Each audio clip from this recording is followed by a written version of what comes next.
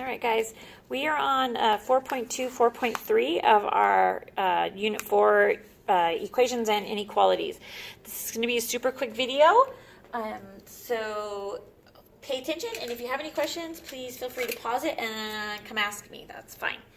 All right, so we were talking about properties of equalities. So remember, an equality is one of those, it's an equation with an equal sign in it. Okay, we're here in a little bit, we're going to get to inequalities. So equalities, it has the equal sign in it somewhere, okay? So there are 5 different types of properties of inequalities. These are properties that will help us solve equations with variables. We're going to go through the 5 and then we're going to use them over here for some justification, and then you're going to be out on your own. So the first one is the addition property. Okay, and all it says is that if A is equal to B, then A plus C is also equal to B plus C. What that's saying is we're adding C to both sides so it remains equal. Okay, as long as we add C to this side and we add C to this side, they're still equal. The subtraction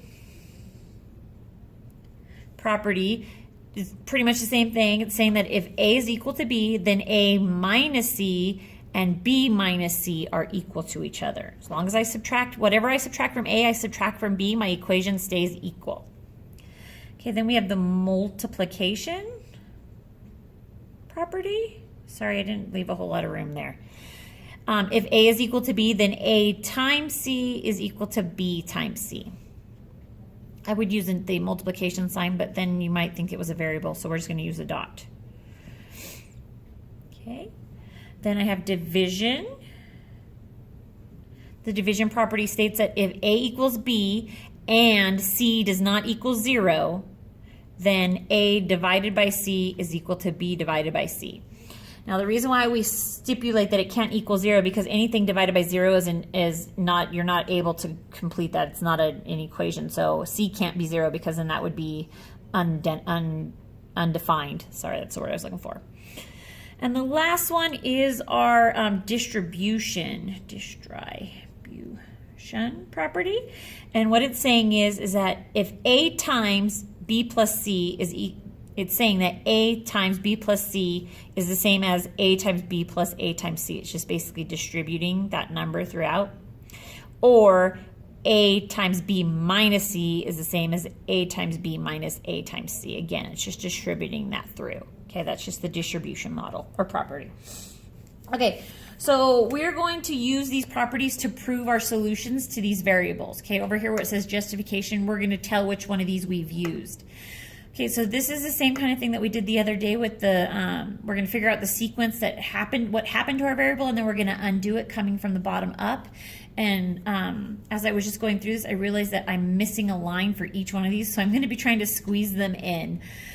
Okay, so up here, the first thing we started with was X. So I'm writing that up here in this one because, like I said, I didn't make enough boxes. So we start with X, and we're working our way down on this side, okay? So the first thing that was done to X is it was divided by 4. Okay, so then we divided by 4, and then we added 3, and we got it equals 5. Okay, I got that from over here. So as I look at this, X was divided by 4, okay, and then it was added 3, and then it equaled 5. That's how I got that. So now I'm going to do the opposite. I'm going to bring my 5 over here to this side, and I'm going to work my way up now, doing the opposite of what's across from it. So I have 5, and now instead of adding 3, I'm going to subtract 3, and instead of dividing 4, I'm going to multiply by 4, and I'm going to get what X equals. Okay, so 5 minus 3 is 2, and 2 times 4 is 8. So X equals 8. Now my justification over here is, well, there's no justification, we're just carrying it over. But for this one, I use subtraction, so I use the subtraction. And you can just write subtraction, you don't have to write property.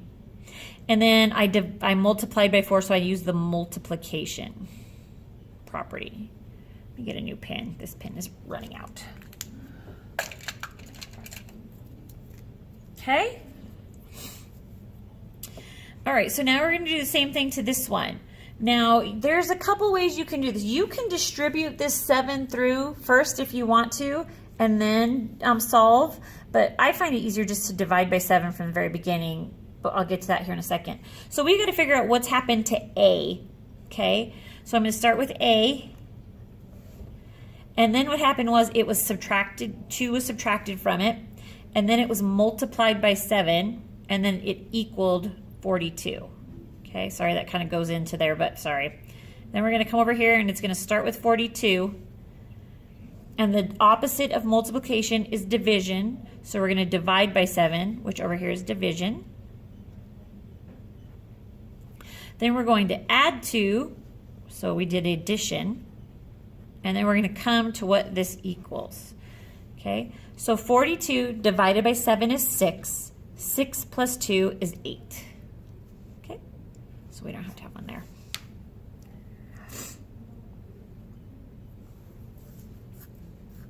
So you just kind of go in order as you see it. Remember, we start inside parentheses when we're coming through an equation, but then when we're undoing an equation, we do the opposite. That's why we did the divide by 7 first over here, okay?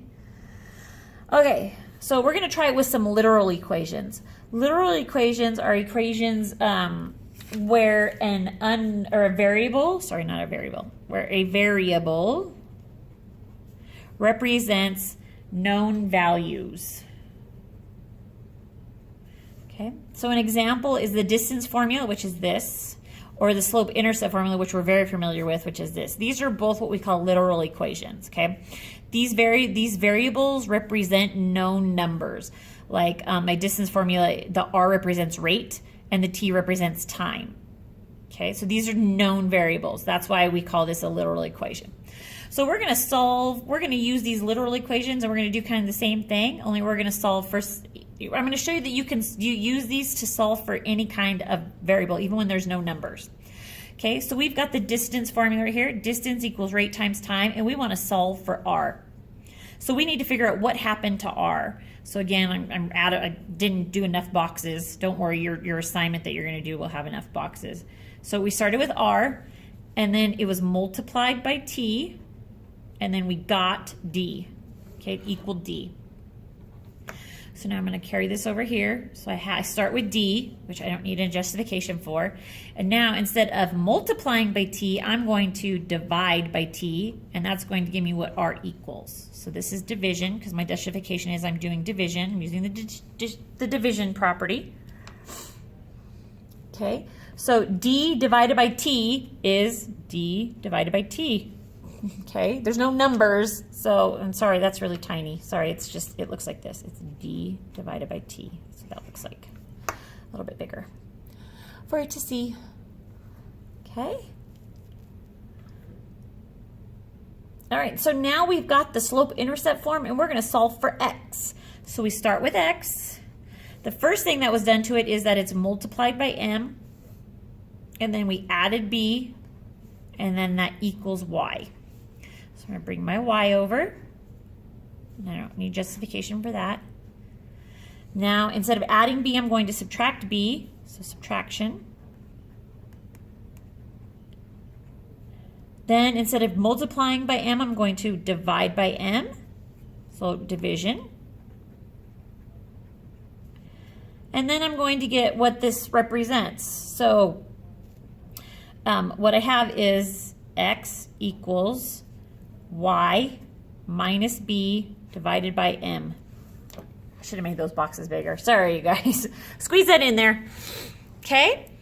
So this, you can solve for any variable, even when there's no numbers whatsoever in your equation. You can still solve. It's going to get a little messy because you're not like getting rid of numbers. Like up here, we got to where there was only one value. We got to 8 instead of all these other numbers.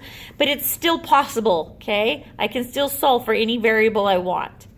Okay, so now what you guys are going to do is you guys are going to do the same kind of thing. There are some equations up around the room, and I'll explain this more to you as you get going, but there are multiplication problems up around the room, and you're going to take a piece of paper that I give you, and it's going to look just like this, only it's going to have enough boxes for you to write all this in. And you're going to go around and you're going to do the sequence, and then you're going to undo it, and then you're going to give me justification just like you did here. Okay, if you look at your stamp sheet, this is the, oh, I don't have it here in front of me. Sorry, it's on your stamp sheet as one of the things that you're doing. One of the activities. Sorry, gosh, I will get this out. Okay, this is one of your activities. So this is worth some points. So make sure that you do it correctly. If you have any questions, please come see me. Thanks, guys.